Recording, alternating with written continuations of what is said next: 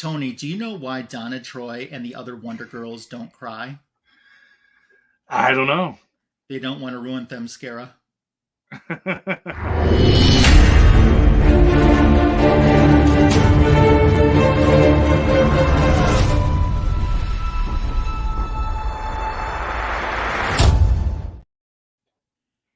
The greatest DC comic show on YouTube is here. Thanks for joining us for Fanboys Live and the Retro Review, and welcome. I'm Ryan Magic Lasso, tonight joined by Signature King, Tony. How are you doing, Tony? I'm doing great. And how was your week?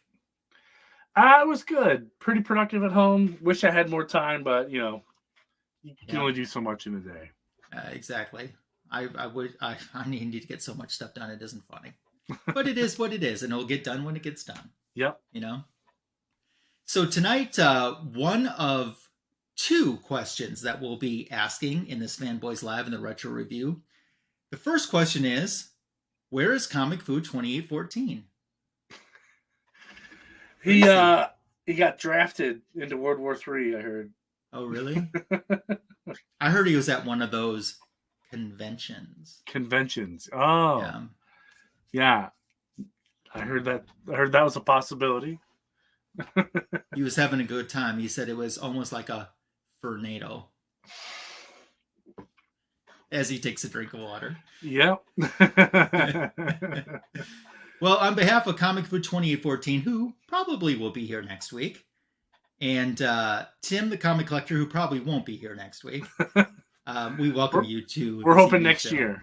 Yeah, hopefully next year. That would be nice. An unconventional convention. Yes. That's right. And to those joining us in the live stream, we say hello to you, starting with JP's Budget Collecting. Who is Donna Troy? Isn't she related to Rachel Dinners? Tony, you have to watch the Omni X-Men show to understand that reference. I do. I totally understand it. And before I go on any further, tonight our retro review will be the other question we're asking in the show. Who is Donna Troy? And JP Budget Collecting did not one, but two excellent Donna Troy videos this past week on his channel. After some persistent person in his chat kept hounding him to do a Let's Collect Donna Troy, he did one.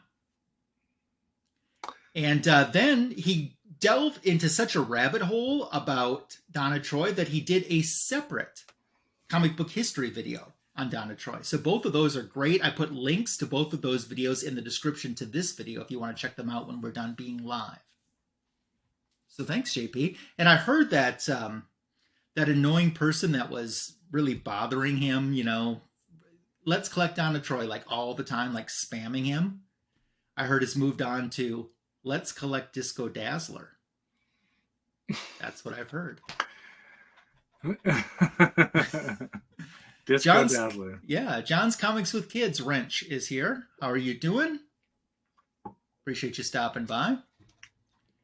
Our great friend, if he's not painting a room, he's watching us on Fanboys Live. That's Super Russ 9000. Hope you're doing fantastic. We have Aggressively Relaxing Vacuum Cleaner with us. We are talking Detroit. Let's go. I don't know who that person was, but obviously that type of intimidation works on the JP Budget Collecting channel. There you go. And I'm sure once that person gets Let's Collect the Disco Dazzler, they will either go after Let's Collect Spider-Woman or Let's Collect Jocasta. You don't know who any of those people are, do you, Tony? No. You have to ask your friend Tom.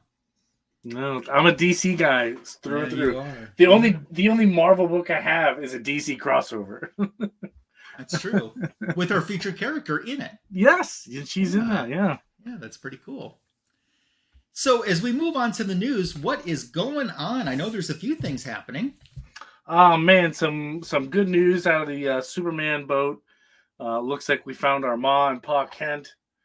Oh, gosh, I was going to bring that article up, and I don't even remember their names. Two people that I've not heard of. I wasn't familiar with them either. But I guess they are pretty popular back in the day. I mean, they are,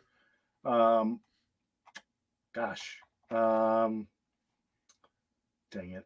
I forget already. I already forgot their names. There was another one.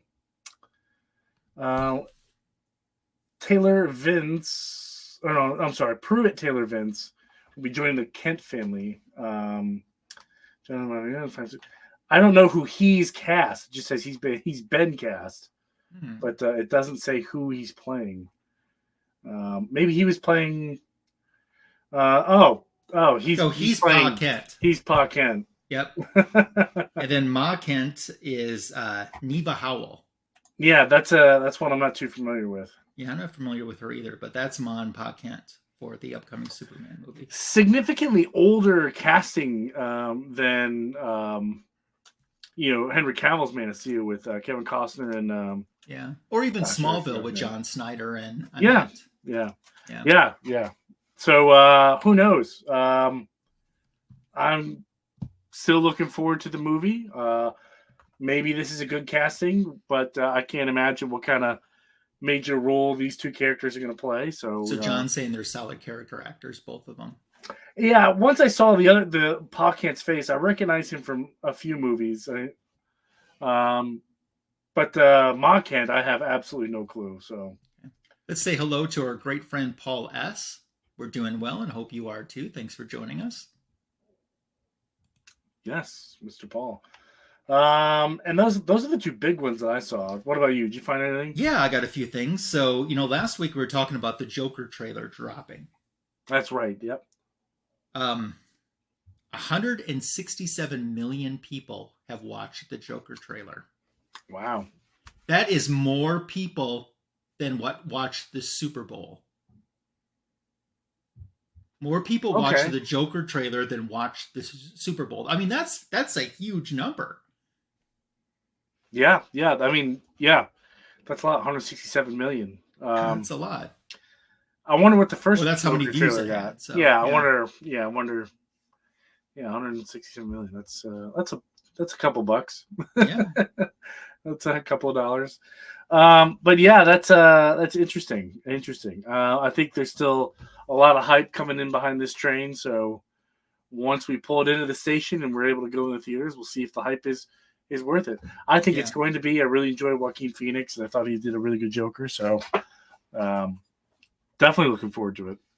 Yeah, awesome. I'll see it in theaters. Like I said, I kind of shied away from trailers and stuff, but I'll see the movie when it comes out. So, and John's saying he'd rather watch a trailer than the Super Bowl. I agree with you. It depends on who's playing in the Super Bowl for me, you know. But I mean, last couple Super Bowls, I agree. Then we kind of humdrum for me. But you're one of the few people that I communicate on a regular basis with that is a no trailer person. You want to know why? You want to know what movie made me go no more trailers? Which one? The first Wonder Woman movie with Gal Gadot. Why? Because I consumed every single possible thing that I could get my hands on ahead of time. And while I really enjoyed the movie, I would have enjoyed being surprised a lot more. That's true. But isn't that kind of your own fault? Well, Tony, if you haven't realized this, I'm kind of either an all in or all out kind of guy. Yeah, that's true. I don't half-ass anything. I'm invested or I'm not invested. I understand where you're coming from. When the Shazam trailer dropped, I was the same way. The first one, like anything I could get my hands on. So I didn't know everything about the movie, but I knew a lot about the movie before it even came out. But I still, like, you enjoyed Wonder Woman. I really love the Shazam movie, but I'm still watching the trailers. I still want to get hyped up for things. Especially James Gunn verse that's coming out. I think I'm going to get really hyped for a lot of that, but I don't know. Part of me, I don't want to overhype it. You know what I mean? I don't want to get myself too amped up. But it's weird that we're starting off with the Superman movie because it feels so recent that Henry Cavill was Superman. You know? Yeah. He was even Superman after he was done being Superman. Exactly. And then he was done again. Yeah. They're saying he's going to be a daddy now. Yeah. That's what they're saying. Yeah. He's going to have his first child with Gonna have his a super son. A super son, super boy. Yeah. So moving on with some news. Paul is exactly where I was about to go. Justice League of America #1 from 1960 is coming out as a facsimile in July. So this is the first time it's ever been done as a facsimile. Brave and the Bold 28, which is their first appearance, was done twice already as a facsimile. But JLA #1 is getting a facsimile, regular cover, foil cover, blank sketch variant cover. I'm getting all of them, even though I own an original already. Wow. Justice League is my run, really, that I am focusing on for the next couple years. So I can't say that I'm super excited about it. I really don't do facsimiles. Mm-hmm. And if I do, they got to be particular about it. I don't know. Yeah, news like that it's great. I'm glad people are excited. I'm glad people are reading the books. I'm glad people are supporting the local comic shop, especially mine. I really love my shop, but this just doesn't give me off the couch. You know what I mean? Well, JLA 1 isn't the only book announced as a facsimile as well. Tales of the Teen Titans 44 will be a facsimile. That's coming out July 10th. Justice League #1 scheduled for July 31st. Tony, do you remember what the key significance of Tales of the Teen Titans 44 is? I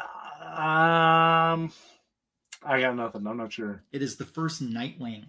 First Nightwing. Gotcha. Yeah, and he wears a disco outfit. That's right. It's got the collar on that thing. The edge has got to be so he's sharp. Ready to disco. Right? You can just rip a collar off. Yeah.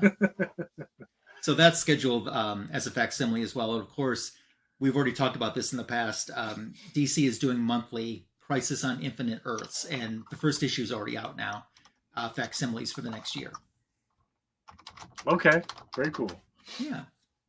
So that's kind of what I have going on news-wise. How about yourself? Anything else?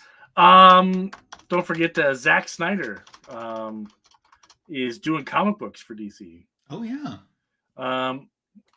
Not a whole lot of details out now about what they're going to be, or how much they're going to be, or even when they're going to be.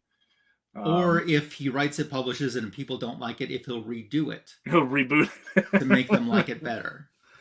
With more pages. No, but I'm not.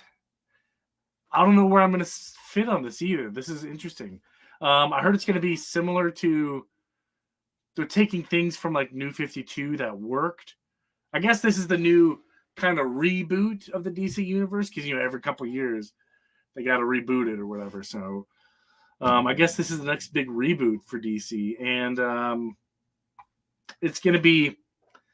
How do they describe it? A little slightly darker. They're going to pick and choose things from New 52 and Rebirth that worked, get rid of like 98% of it, and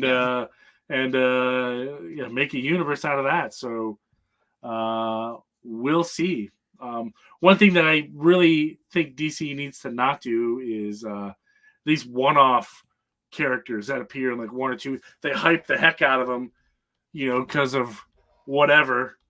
And then you never see that character again. Yeah. Like Miracle Molly. Have we seen anything from Miracle Molly? Exactly. Yeah. Yeah.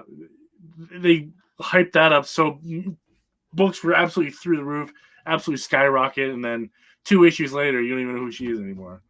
Yeah.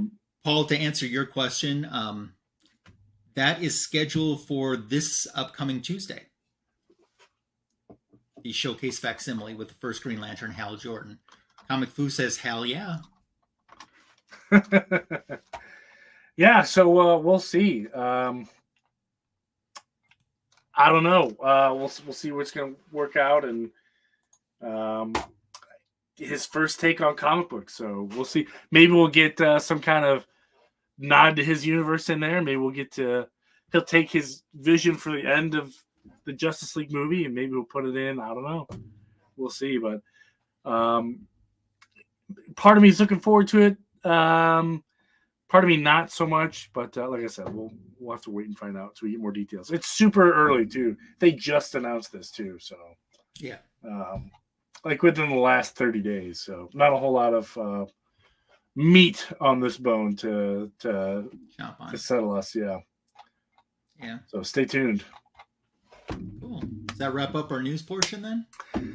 That's all I got. Yeah, me too. So as we segue into the retro review, Man Cave Comics is here. How you doing? Great to see you, as always. So as we segue into our retro review, who is Donna Troy? That is something that has confused many comic book fans for a long time, because she's had a very convoluted, very disruptive origin, some origins completely differing from one another. When did she actually become Donna Troy is even kind of a mystery, which JP explains in his comic book history video that I was talking about earlier in the show. But tonight we're going to look at 3 comic books that covered the origin of Wonder Girl, Donna Troy. Mr. Gretzky's here. Hey, Matt. How you doing? So tonight we're going to look at 3 different ones, and we're going to start out with her very first origin ever. This was in 1969 in New Teen Titans Volume 1, issue number 22. This is the second story. Now, during the first story, she was having just a little bit of problems with her powers.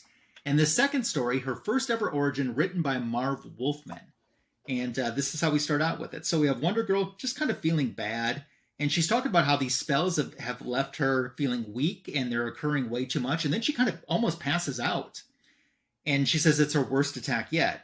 And Robin says, well, Wonder Woman lost her powers. Maybe this is some sort of delayed reaction on the part of you being an Amazon. And she says, but I'm not an Amazon. And they're shocked. What is this all about? She's like, it's simple. I was born in the good old USA. And she starts to recount her origin. She doesn't remember much, but she can tell you she was about 2 years old and she was in this apartment building that caught on fire. Wonder Woman was on patrol, saw the blaze, and put the fire out. And she heard a cry from of Donna Troy, so she broke through the window and found her crying. The others, presumably her parents, were lying there dead.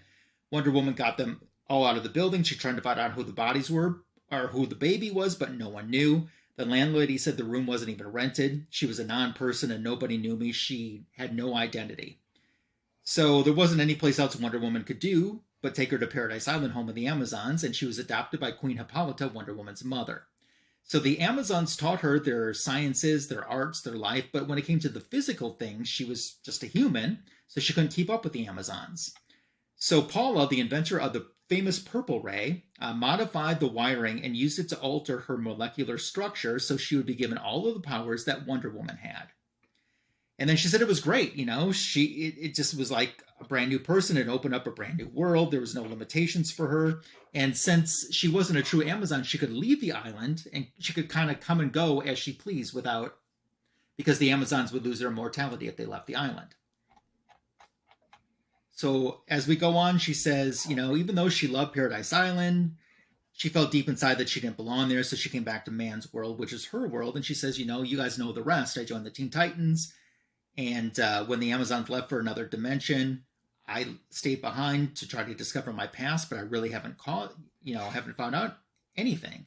So Kid Flash asks, well, what caused your weakness? And she says, I wish I knew, but hey, why don't we just get out of here? You guys don't need to listen to my sob story. And they're like, oh, well, you can come with. And she's like, no, I'm fine. And they're like, oh, come on, Wonder Girl. And then finally Robin says, look, you can't fool us. You don't have a home and you've been living in our headquarters all along. And the other Titans are shocked to hear this. And she kind of gives in and says, yeah, I didn't want you guys to find out, but you're right. When the Amazons left Earth, I couldn't go with them. I had no place to stay, so I made this my home. And they say, hey, don't worry, pretty lady. We are going to find you a real home. So 4 teenagers then later on find themselves in the swing section of town, the Village, and they're looking for a roommate. Wanted, contact Sharon Stacy. This is the location. And they meet this Sharon Stacy. They introduce their friend. Her name is Donna Troy. And she says, well, I only have room for one. And they say, well, this is your girl. And she seems very comfortable with Sharon. And she thinks she'll have a groovy time here. She sees that Speedy is trying to pick up Sharon, maybe try to get a date. And Robin even comments, yeah, they don't call him Speedy for nothing. So the boys leave with Donna left behind. And she says, well, see you guys soon. And her roommate, Sharon, starts to say, well, what do they mean by saying they hope you feel better? Have you been sick? And she's like, well, sort of, but I'm better now. So Sharon invites her to hang her stuff up, and she thinks it's a nice place, and Sharon's a groovy chick. And Sharon says, "Oh, hey, Donna, I'm going out. I might be back late, so I'll see you tomorrow." And she's at home all alone.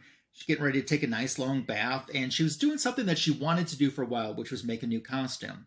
She says the old one, it was getting kind of raunchy, and then all of a sudden her Omni bracelet phone starts ringing, and it's Queen Hippolyta. And she gives her greetings, and she's asking if she's been having any weak spells lately. And she says, "Yes, how did you know?" And Hippolyta says, "Because we're causing them." And Donna's shocked by this. And Hippolyta says, "We're using the purple ray of healing the limbs of one of your Amazon sisters. Something must have gone wrong, and we were draining your powers accidentally, but it won't happen again. We're so sorry. Love you. Bye." So she says, "Peace out" to Hippolyta, and she's like, she's really feeling good about things. And she's like, "I got that problem taken care of. Let's work on the next one. Let's start sewing." She says, "Simplicity doesn't have a pattern for super chicks, so I'll just have to do the best I can." And she admires it. She says, "Not bad, but if I'm going to have a new costume, I might as well have a new hairdo as well." And 10 more strokes, she lets it set, and as she's going to let it dry and put on her new costume.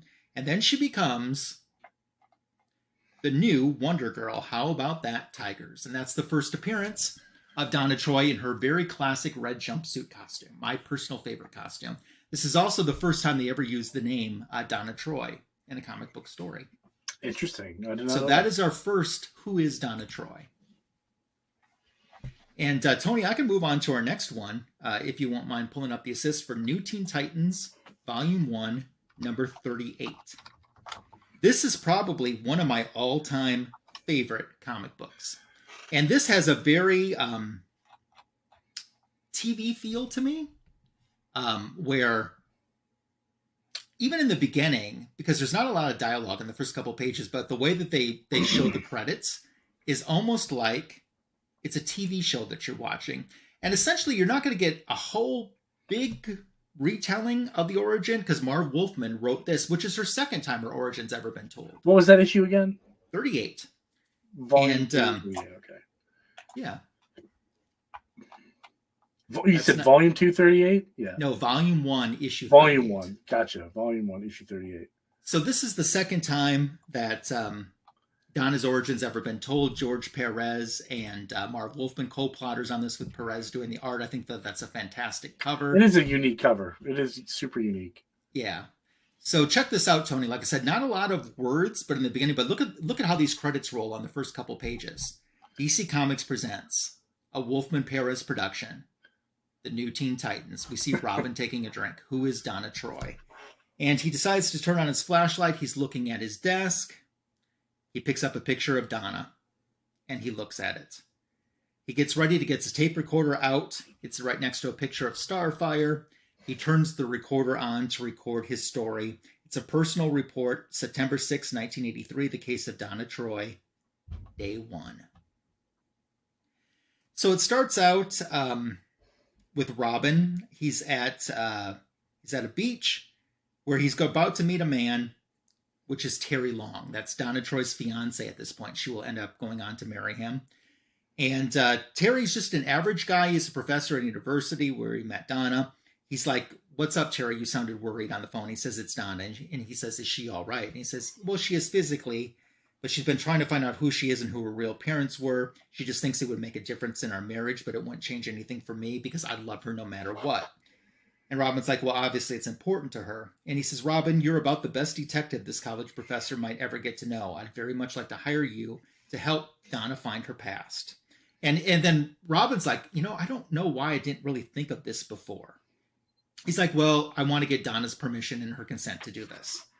So they go to talk to Donna, and she's basically saying, "It's not worth your time. I have searched for years. I don't get a single clue." And he's like, "But I'm trained to spot things that other people miss." And Terry's encouraging Donna to take his offer and do this. He says, if I don't come up with anything, you haven't lost anything. Just let me try. Tell me anything that you can remember. And she says, "This is the problem. Everything I can remember could fit onto the head of a pin with room left over." She says, "I don't have any memories before the fire. I don't even really remember that." She says she remembers the smoke, the heat, and the bodies, which she thinks were her parents. And except for her uniform, she doesn't even remember Wonder Woman, but she can still see her golden lasso sparkling brightly through the fire. And I love that image Well, you necessarily don't even see Wonder Woman's face. She's kind of silhouetted in a way, and I think that that's amazing. She also says that she remembers feeling safe as she cradled her in her arms, and she carried her out of the heat, away from the smoke and her parents, and the rest is history.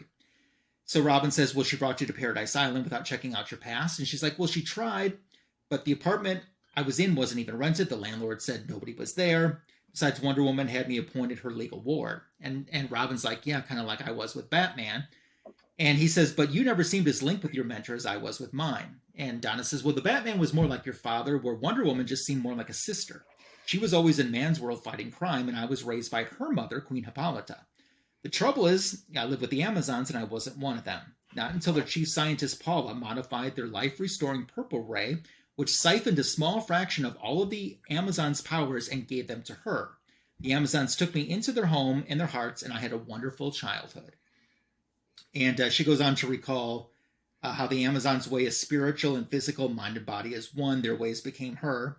And she's like, that's everything I remember, but there's nothing to hang my name or my life on. All my memories are wiped. I just can't remember anymore. And she's getting a little bit upset. And Terry's trying to calm her down, saying, I love you no matter what. You could be Attila the Hun's granddaughter. It won't change anything except that we might not invite all your relatives to the wedding. And Robin says, are you ready? And she says, yeah, but I'm a little scared. And Terry says, okay, Robin, just let me know what your fee is. And he says, forget it, Terry. This is my engagement gift. Come on, the three of us need to start work right now. And Terry says, no, this needs to be just the two of you. I will only get in the way. Just please do your best. He shakes Robin's hands. He and Donna kiss. And then Dick Grayson says, but at that moment, I knew.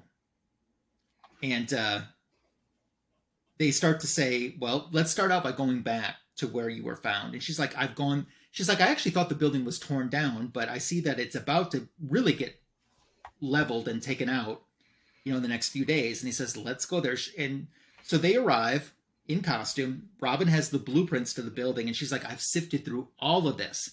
He's like, that's why I had the blueprints, to see if there's any type of, hidden room or, and she's like, we're not going to find anything. And Robin starts to say, hey, wait, before gas or oil, homes were heated with coal. And he's like, aha, a coal bin. And so he pries this plank loose and he finds a box. And she's like, well, what could that have to do with me? And he's like, well, maybe nothing, but maybe everything. He opens it up and there's a doll, scorched and shredded with age. And she starts to react to this doll. And she's like, I don't know, Dick, but seeing this makes me feel strange. Like it's the most important thing in my life. But Hera, help me. I can't remember where or when I've seen it before, but why does it make me feel so good? They couldn't find anything else at that location, so they had to talk to the woman who at the time owned the building, her and her husband. Sounds like her husband was kind of a thief. He isn't alive anymore, and he would do anything for money, kind of like they were very bad slumlords. And she's saying, hey, if it wasn't for me, we would have lost that building a long time ago. But she has no idea who was in that apartment or why this doll was found in the coal cellar. Her name is Mrs. Channing. They're asking her to remember anything and how important it is. And she says, well, Sam, that was her husband. Sam could have been involved with anything. He was always up to something bad. That's all I know. So Donna's a little frustrated at this point, and she's like, okay, we found a doll, but I don't have anything more. And she's like, who was my mother? Who was my father? Then she says, I wish we hadn't begun this. And Dick thinks this is one of the part that I really love about the story. So Dick starts to think, he thinks back to when he first met Donna and how he says, I could have fallen easily in love with her then. Now, years later, I knew I did love her more than I ever could if I were only her lover. For her sake, I had to find her past. So he starts using his detective skills that Batman had taught him. He's got this crumpled up piece of fabric and like some letters that were with the doll. And he starts using chemicals on them to see if anything could come out. He feeds the letters into a computer to try to see if there's any type of matching words or any type of something to hold it together. And he says it took 7 hours and 36 minutes before the combination came into place, and he gasped when he did. It says, hello, my name is Donna. He's shocked, and he knows he has a clue. So he takes, as you're seeing right there, there's some writing very faint on this doll, and he's applying more of the solution. He doesn't want, whatever writing is on there to get more lost to time, but he's hoping he can bring something out of it, out of the fabric. And another day and a half later, the letters start to surface, and it says, "From Uncle Max of Mystic Mountain, Newport News." He was going to tell Donna about it, but instead he just decides to fly to Newport News. And he finds the Mystic Mountain toy shop, and he finds Max. And Max instantly is like, "Yeah, I worked on this doll, and that's my signature." He's like, "Mrs. Cassidy of Willowbrook Orphanage used to bring me all the damaged dolls and toys, and I repaired them for free. And then I signed the dolls because it made the kids feel like there was someone who cared." And he's like, "Do you have the orphanage's address?" And they're like, "No, it closed down almost 15 years ago, some type of child slavery scandal." He knows he has another clue. So he's looking for the woman that used to be the head of this orphanage, and he's running into roadblocks. No one knows the name. People don't even know if she's alive anymore. So he feels a little depressed himself, but he starts thinking of Corey, which makes him feel better, and he wishes that Starfire is with him. And he gets a knock on his door in his hotel room. And this gentleman says, "I hear you're looking for Miss Elmira." And he's like, "I used to work for her. She was very nice. I was the gardener at the orphanage. You're not here to do something bad to her, are you?" He's like, "No." He's like, "I have a friend and we think that she could help." And he's like, "Do you know where she is?" And he's like, "Yeah, I send a Christmas card to her each year. She's in Sun Harbor Nursing Home in Cherry Lake Farms, Florida. She had a bad breakdown after the child selling scandal. And she never suspected that her lawyer was up to such horrible things." So Dick travels down to Florida. He calls Donna. He's like, "I need you there." He meets her at the airport. He picks her up.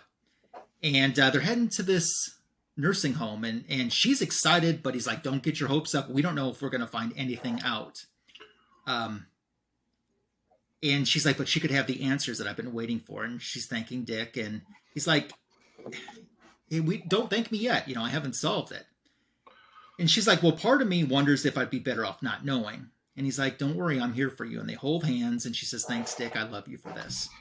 So they find Elmira, and the woman at the nursing home says, "Don't expect to get any answers. She hasn't spoken a full sentence since she got here about 10 years ago. Nobody's ever come here for her. Are you family?" And Donna says, "Sort of."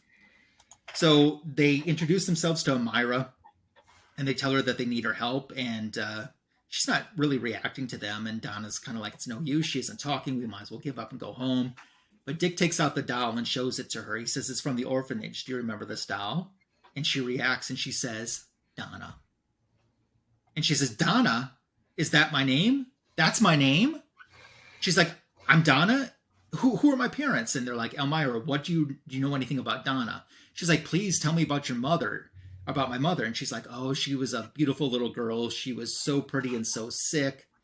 And then we flash back to Donna's mother giving the baby up for adoption. What she has is cancer. And she gave her little baby this doll. And I guess the little Donna held on to the doll nonstop ever since. And Elmira says she don't know what happened to the dad. And she apologizes to Donna, saying that whatever happened to her, she didn't know what was going on with the orphanage and selling the children into slavery. But she does remember that Donna was adopted by a lovely couple. Their names are Mr. and Mrs. Stacy. And all of a sudden, when Donna hears that name, she's like, "This rings a bell." And she's like, "I can almost see them in my mind." And so they're the ones that died in the fire. And they're like, "Oh my God, I have a name. I'm Donna Stacy." She's like, "I know who I am." And she's like, "Dick, you did it." And then she hugs Mrs. Cassidy, saying she's the most wonderful person in the whole world. And she says, "Donna, you are, Donna, so pretty, still so young." And Donna makes a vow to come back and visit her often. They say goodbye, and they go out to eat because finally Donna is famished. And Dick comments how he's never seen her so hungry before. So they track the Stacys down to Virginia, where Donna starts driving through the town. And she even remembers, she's like, "All of this is coming back to me." She's like, "It feels so right." She even knows where to turn. And when she gets to the house, she knows it's the house. She says she remembers it now all like yesterday. She gets out and she sees this woman. And there's this woman and a man in the yard. And they're like, he's telling his wife, he's like, "These people are staring at us." And the wife's like, "I wasn't expecting anyone." she says, but I thought the fire and the bodies, and the woman's like, well, who are you? And then all of a sudden she realizes, no, it can't be it. But I know that face anywhere. It's you, Donna. It's Donna. And then they embrace. And then the kids are like, Dad, who is she? And Dad's like, I don't know. I only live here. So they go in the house where they learn that Faye Stacy is now Faye Evans. And she says this is when she was still married to Carl. Obviously, he had passed away. They adopted a daughter 2 years later. Carl died in a job accident. They didn't have much money. And they really were wiped out after paying for Carl's funeral. She was right out of high school, didn't have any skills to get a job. And a lawyer from the adoption agency said the state won't let me keep her. So she didn't know what to do. She loved Donna so much, but she was guaranteed she'd be adopted by parents who could support and love her. So she felt it was the best for the baby. So she gave her up, and Donna's apology, accepts her apology. And she's like, Dick, this is starting to come back to me. She's very emotional at this time. She's like, I'm remembering so much. I was taken to a dirty room. I remember crying. Then we see these people who are taking the doll away from her and put it in the little coal bin. And then she started crying all night, just wanting the doll back. And then she remembers the fire. She's like, the bodies must have been the other people who adopted me. All I remember is they weren't nice. They hit me. They tried to keep me quiet. They seem to hate kids. Why would they want to adopt someone? So essentially what they're doing, they're stealing these children to put them into slavery. And then the mother is explaining to her now husband, how she never explained this to him or the family because it was so tough on her and she didn't know what she would think about her. And she was just such a young girl. But the family openly welcomes Donna into their family. And they get pictures out, and Donna's shocked that there's even pictures of her as a baby to enjoy. She thanks Dick again, and tears just strolling down her face. And the mother says, Donna, please call me Faye or Mom, but don't call me Mrs. Evans. But Dick leaves while Donna's happily reuniting with her adopted mother because he still has questions, and he knew where to find the answer. So this prisoner named Harrison has got himself a visitor. And they're like, hello, Mr. Harrison, I'm anxious to speak with you. He's like, I know you. You're Robin. You work with the Batman. He's like, yeah, but you're the bird that I want to sing. He's like, well, what do you want? He's like, information of that child selling scam that you're part of. You used your knowledge as Willowbrook's lawyer to know who adopted which kids. And he gives her the photo. He's like, do you recognize her? He's like, why should I talk to you? He's like, peace of mind, because if you don't, the Batman and I have many enemies in this prison. And if I should leak out that you are my stoolie, you know what's going to happen to you? And he realizes what's going to happen to him. He's like, so I gave the kid to go-betweens. They pretended they were the real parents. They were waiting in an apartment that Sam Channing let me use to sell the kids for $20,000. Only Channing's furnace exploded, and everyone died. And he's like, you can't blame me for that. The furnace exploding, I had nothing to do with that. And he's like, it's not the law, Mr. Harrison. It's already rendered its verdict. So he goes back to Donna, who has found the grave of her birth mother. And she says, I grew up with Queen Hippolyta, my mother, and she used to say, and I used to say that she was the most wonderful mother I could ask for, but what I really wanted was to know who my real parents were. And she's like, Mama, I found you, and I'm just so happy that I did. And she's kind of telling this grave of her birth mother about her life and that she's about to get married and how happy she is to finally have found her. She went from not having a past or any family to having so many family and friends who are also like her family. She thanks Dick for being there, and he says, I have one last thing for you. Uncle Max insisted on fixing the doll your mother had given to you. So she's got the doll restored, and she says, oh, I think I'm going to cry. So there we get to Dick at the end of his story that he's recorded. He looks at that picture of Corey on his picture frame, picks up his phone, and he calls her. He says, hello, Corey. It's Dick. Oh, fine. I feel great. Corey, are you doing anything tonight? And that's the end of her story. Bum, bum, bum. Yeah. Hello to I Collect a Lot. How are you doing? So since this time, we've had many... Crisis on Infinite Earths definitely threw a loop into who is Donna Troy because Wonder Woman didn't come until post-Crisis. And there was many other different origins. Essentially, the fire, but it was one of the titans of myth who rescued Donna. That's how she kind of got the name Troia. That's one origin. But what we're going to look at next is an entirely different origin that Tony's going to retro review. And this is essentially John Byrne's take on Wonder Woman's origin. Working on it.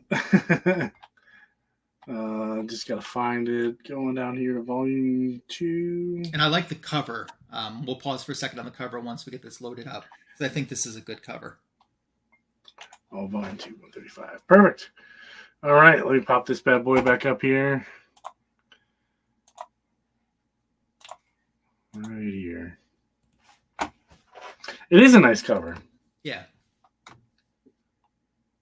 At one time, I was kicking around the idea, because the actress that played Donna Troy in the Titans TV show, she was doing some conventions. I was kicking around the idea of getting this book signed by her. All the different versions of Donna Troy. Yeah. That's unique. I could see that. Yeah. She did a wonderful job. That was a home run cast. Yeah. Whoever decided to cast her deserves a raise. That was so good. So this story, ultra confusing for me. Okay. I'm here to help. Yeah, I'm glad we have a resident expert. So this story was called Fragments.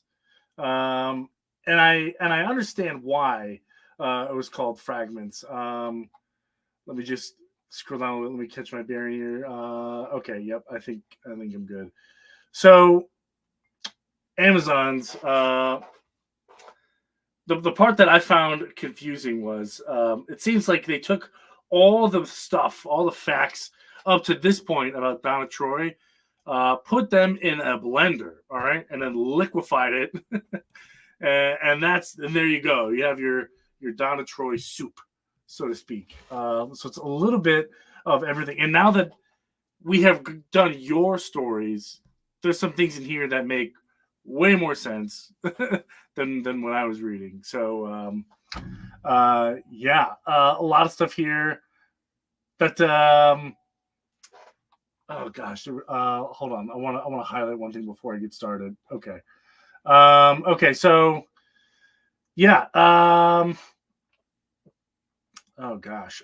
So we start off here with Wonder Woman, and then it turns out that Wonder Woman had what's looked like a doppelganger, like a clone, so to speak. I don't know the word for it here. I think they use doppelganger. So. Do they use doppelganger? Yeah, okay. She's with Magdala, who's kind of the mystic of Themyscira, and it's essentially Diana's image walking off of the mirror. So Diana would have a playmate. Yes. Yeah, because at the time it was just Diana was the youngest one on the island, so she didn't really have anyone to play. And everyone was 3,000 years older than her. Yeah, they had the age advantage for sure. So essentially, what Diana did is, and I gotta admit, if I had a twin, I probably would have done something very similar. So the fake Diana would go to all the boring classes, as you can see in this panel. And the real Diana would go, and do whatever. And the quote she's here, I indulge myself in the pleasures of my God-given powers. So, yeah. So the clone, essentially the doppelganger, had all of Diana's memories until the point that she walked out of the mirror. Then she became her own person. Yep. But no one else, none of the Amazons except Magdala and Diana knew this. It was kept a secret.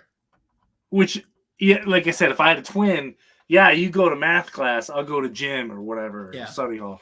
That's smart. So, the mirrored version of Diana is going home one day, and she gets stopped by Dark Angel. Yeah. I was going to say something else. Let's say Dark Devil, but that's something. But anyway, so this villain knows who she is, but doesn't know that it's not Diana, if that makes any sense. Yeah, so she thinks it's Diana. She thinks it's Wonder Woman, but it's not. She is a enemy of Hippolyta's. Yeah, and is this the first time we see her? Because I don't know. No, she was in a few issues before then, but it was in this story arc from a few issues earlier that she was introduced when Hippolyta time traveled.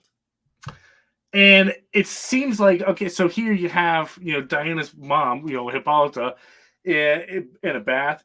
It doesn't specify if she had some kind of vision. I assume that's what she had, because all of a sudden she wakes up and runs out of the bathing chambers, grabs the guards, and they run into Diana's room, and they kick in the door, and they say, "Oh, there's Diana right there." And she's like, "Oh, what's wrong?" She's like, "Oh my gosh, I had this, you're safe. That's good. And, what the heck?" And, dark angels around here somewhere, like, spread out. Everybody find it.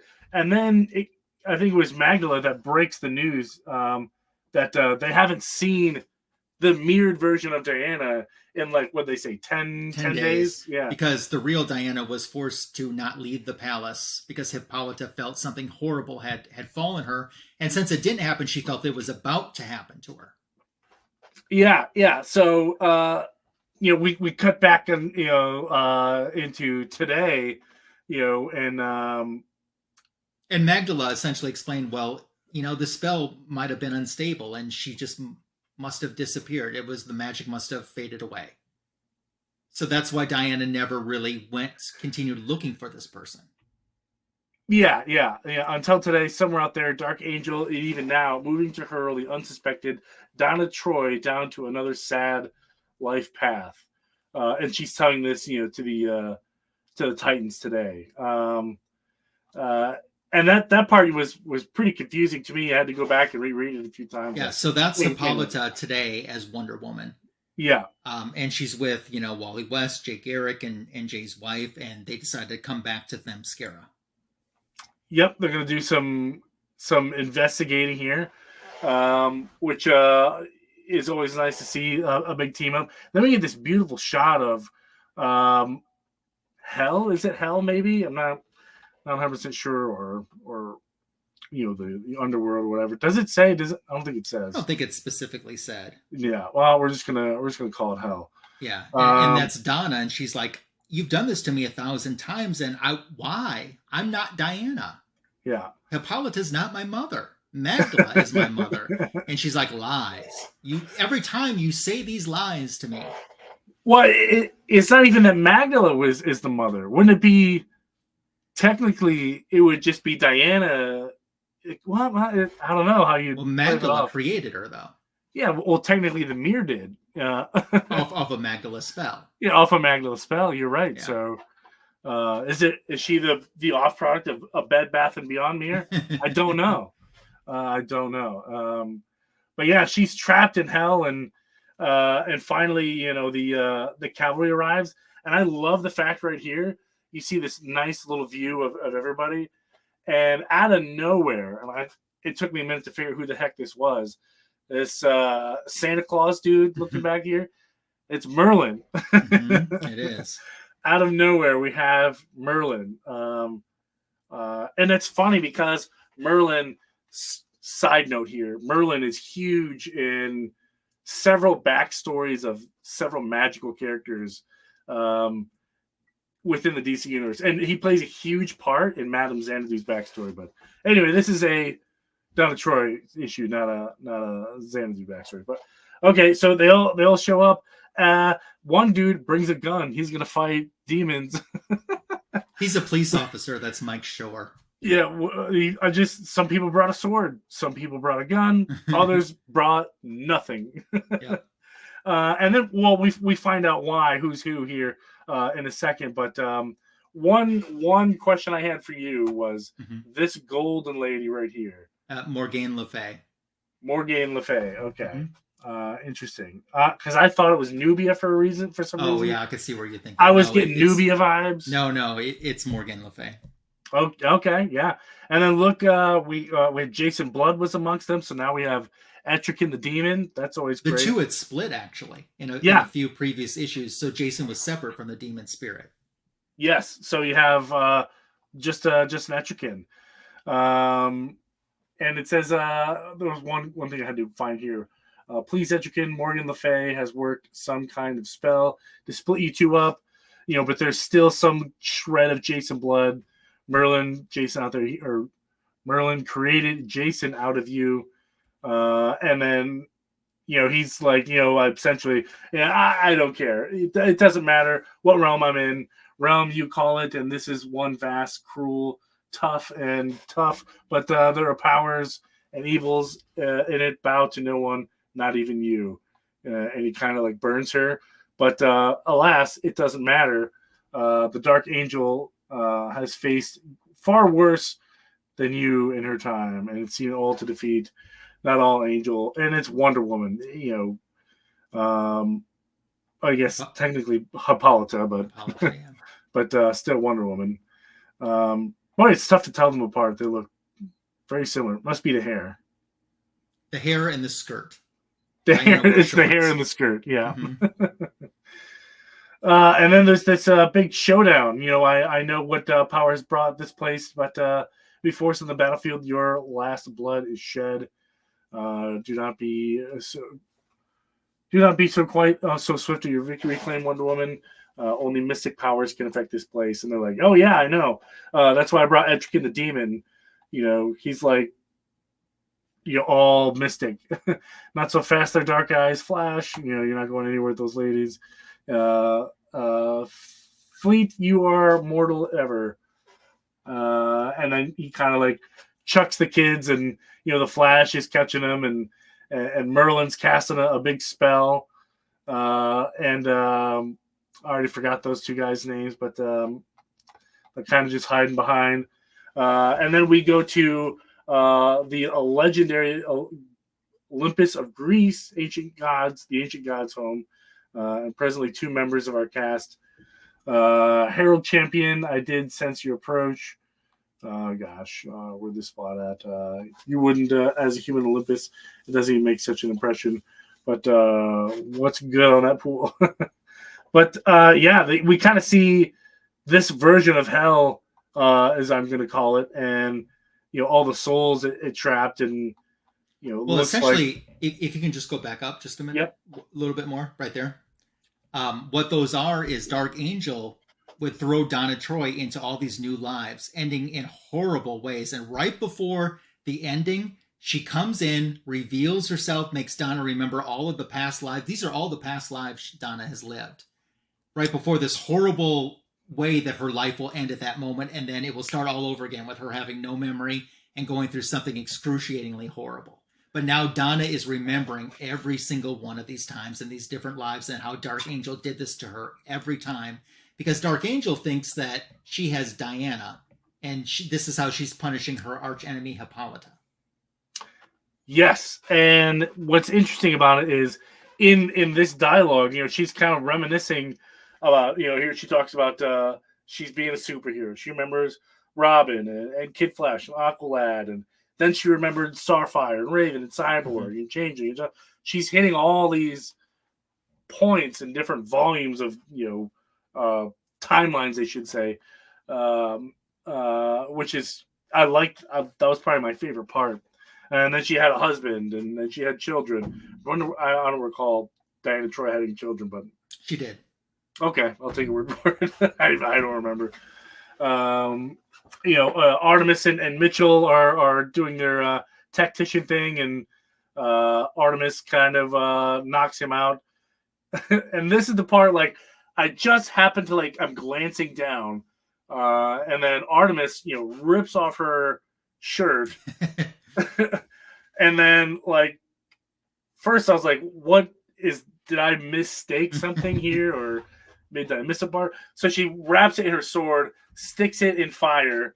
We cut back to or I guess technically Hippolyta and Dark Angel. They're going through the big battle here. And then Artemis attacks. Gosh, what is her name again? I already forgot. Actually, if you go back up, Donna jumps down and starts to attack Dark Angel. And Dark Angel's surprised there that this is working. Yeah. And Donna herself can't even explain how she's able to hurt her, but she's like, I think I'm killing you. Yeah, it even says right here, but I think I'm killing you. That's pretty funny. I already forgot this character's name, the one that... Morgaine Le Fay. Morgaine Le Fay, yep. Artemis is able to subdue her by using, I think it was the There's a name of the sword, and I forget. It's a special sword, and it's Merlin attached. Gosh, I forget. But anyway, Merlin sacrifices himself.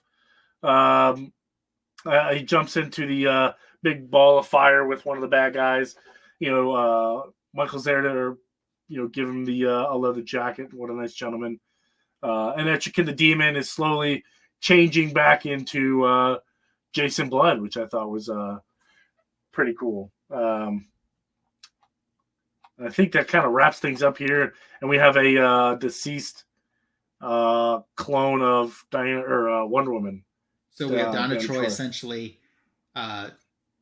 Hippolyta says Donna Troy destroyed Dark Angel, but not before a final horror could be unleashed upon her. Dark Angel erased all that there is of life of Donna Troy. All that remains is an empty husk. And that essentially is our cliffhanger ending. Yeah. This issue.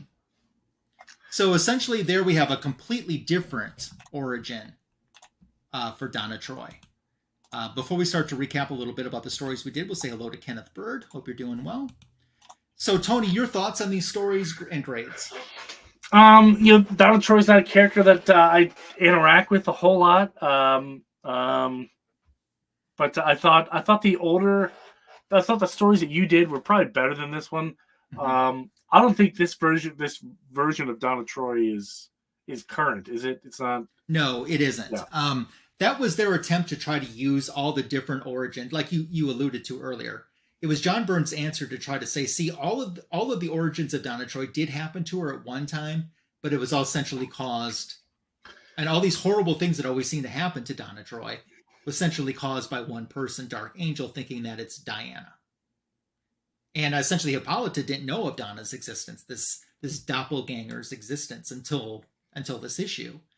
Only Diana and Magdala knew, and both of them thought that she was just magic that went away instead of being kidnapped. Right. Yeah, this one, I would say I'm going to give your stories... out of 10? 6.5 out of 10. And I'm going to give mine like a 4. Okay. It was a little confused. Merlin shows up literally out of nowhere. Just, hey, Merlin's here. Well, in all fairness, he had been in the previous issues. I figured that was the case. Yeah, and as one thing that John Byrne does is he creates several stories, and sometimes the B story only runs a couple pages, and then finally everything catches up, and all of the stories start to connect together. Yeah. And this is one of those issues where all of the stories are starting to connect together. Okay. Yeah. But this is probably more clarity, even though the issue before was called Who Was Donna Troy? This one really does her origin more, of explaining how she was a doppelganger, a mirror image of Diana, and really tries to... Because some of Donna Troy's origins aren't tied to Wonder Woman or the Amazons at all. Yeah. But that's him trying to bring this back. I myself, the second one I read, the New Teen Titans, which, did you realize that was just Wonder Girl, Dick Grayson, a photo of Starfire, and Terry Long were essentially the only main characters? And 3 of them were main characters, and Terry Long, he was only there for like a page and a half. Yeah, but no other characters were in that story. That is one of my all-time favorite comic books, and it was one that I had actually bought a high-grade copy of that and sent it to CGC for the final George Perez signing, which didn't happen. Oh, that was one of the books that I sent. I remember that issue. So I love these stories. The John Byrne origin, as controversial as it is, some people like it, some people absolutely hate it. I don't mind it. It's the weakest of the 3 that we reviewed tonight, but these are my 3 favorite origins. Overall, 9.5 out of 10 for all 3. All 3? Wow. All 3. Very good. So I enjoyed it that much. I love Donna Troy as the character, who incidentally, Tony, Donna Troy's birthday, according to DC Comics, is coming up this Friday. Oh, okay. You know anyone else with a birthday this Friday? I do not. You just might. Oh, maybe I do. Maybe you do. So just throwing that out there. Okay. I'll keep that in mind. Still time to buy cards and gifts and cakes and balloons and skywriting. Just saying. Skywriting. Yeah. Last time I saw skywriting, it said "Surrender, Dorothy." But that's for a different stream. Yeah. I've always wanted to do Who is Donna Troy, and we did it tonight in the retro review.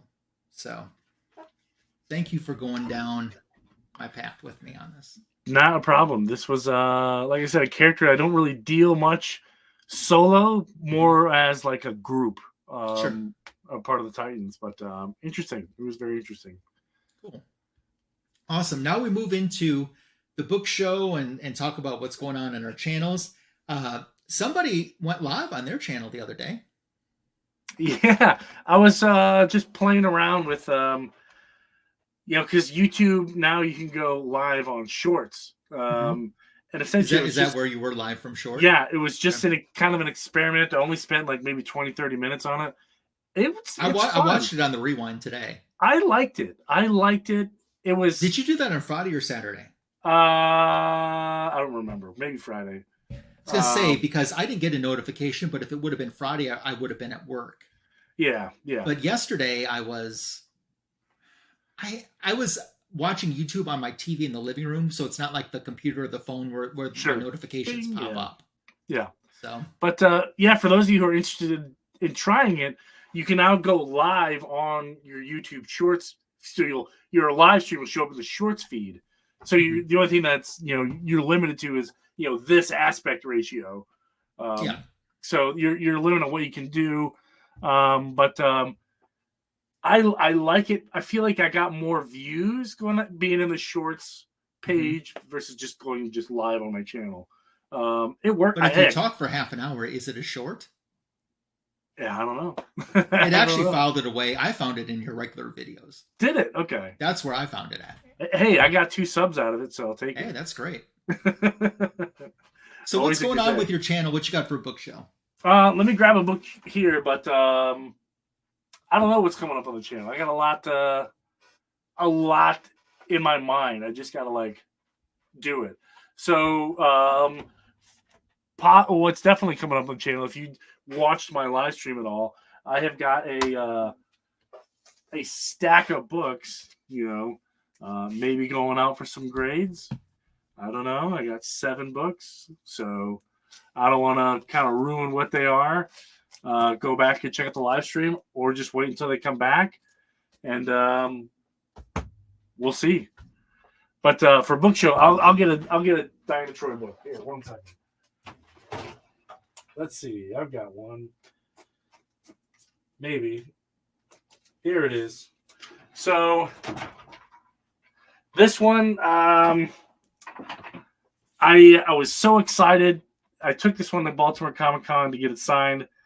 It's a relatively new book, Night Terrors, Titans. And this is my first time meeting Tony Harris. He was talking about Comic-Con, and he smudged his own signature. Oh, no. Yeah. And I don't think he noticed. I noticed, but I didn't want to say anything. Show the full cover so everyone can see the whole cover. This is the full cover. Okay. This is a great cover. Yeah. And this is the 1 in 100? Oh, wow. Or 1 in 50? Yeah, and I have a smudged signature on it. Mm. And it's a beautiful cover, too. So, yeah, now I got to look at that and just be sad. Hopefully, maybe he'll come back. I'll buy the exact copy again and get him to sign it. Take 2. Try again. Well, before we move on to my portion, I'll remind you to share a cover with us on Instagram, one of your favorite Donna Troy, Troia, Wonder Girl covers. Use the hashtag Fanboys Live the Retro Review so we can make sure to see it. I posted a Donna Troy cover on Instagram today.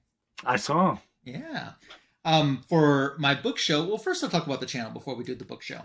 So on my channel, it's what you usually come to expect. There's the back issue of the week YouTube short. It tied into the X-Men 97 from this past week. And then I had a John's Comics with Kids A-OK, which included a signature, as you know, Tony, because you watched it.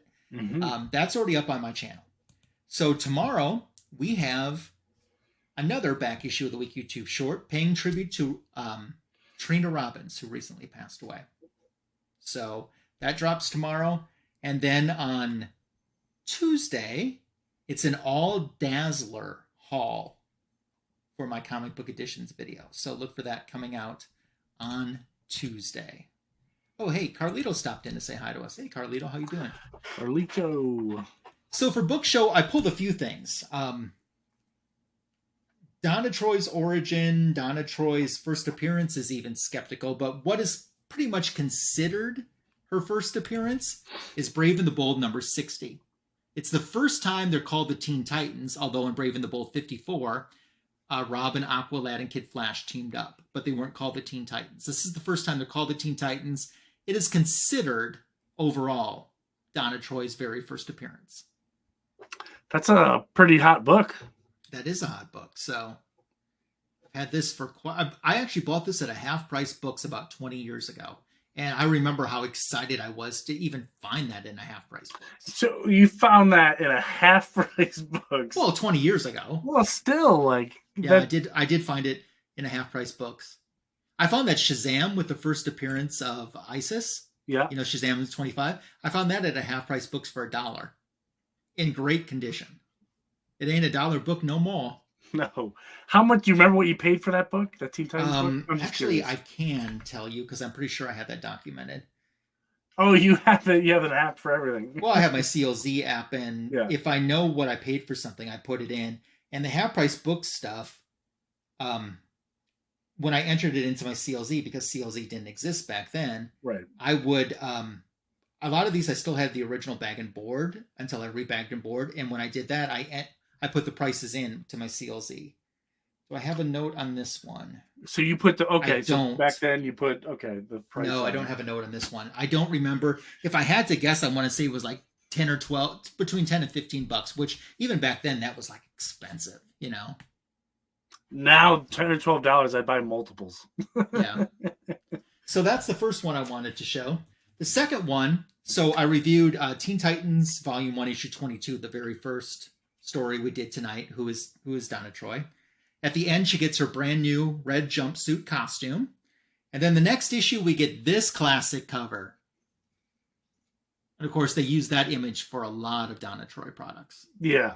And I can understand why, because it's a fantastic cover. They've done homages to this many times. Back off, Tigers. The new Wonder Girl is here. I love a poster of this. That would be a nice poster. Who did that art? Nick Hardy. Nick Hardy, okay. Yeah. This is the first of a connecting cover, and these connecting covers actually became posters. So this is a different origin that we didn't cover tonight, but some great Phil Jimenez covers. That's nice. Then the final one. See, that's my favorite Donna Troy costume. Is it? The outer space one? Yeah, the Troia one. Yeah. That's kind of what she's wearing now. A version of that. I still am a fan of the red jumpsuit. Red jumpsuit is good too. Red jumpsuit. So I could go on showing many Donna Troy books, but last year DC did, I think it was a Teen Titans Spotlight, where they did Donna Troy solo book. Man, they set up, if they ever want to do a solo series on Donna Troy, that issue sets that up so well and starts to delve into Donna Troy's father at the end.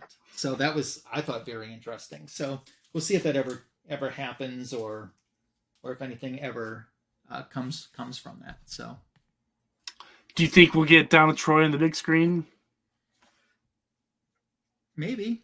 I mean, she is a fan favorite, despite, the confusing origin. She is a fan favorite. So, yeah, I like the small screen Donna Troy, as you said, very good casting. Oh, wonderful casting. Yeah, I don't even remember her name, but she's good. I was watching Law and Order recently, and she appeared in an episode. I was like, Donna Troy, like, what are you doing here? Yeah, exactly. Who are you, and what are you doing here? Yeah, right. Yeah. Well, that brings us to the end of the greatest DC comic show on YouTube, Fanboys Live in the Retro Review. Thanks to everyone who joined us in the live chat. If you watched on the rewind, tell us your favorite Donna Troy's origin, or anything you want to share is always great. And thank you for making it all the way to the end. We certainly do appreciate it. We're expecting Comic Food 2814 to be back next week, and it should be his pick for the retro review. So we look forward to having him back and being with you again next weekend. Anything else, Tony? Happy Monday, everybody. Take care.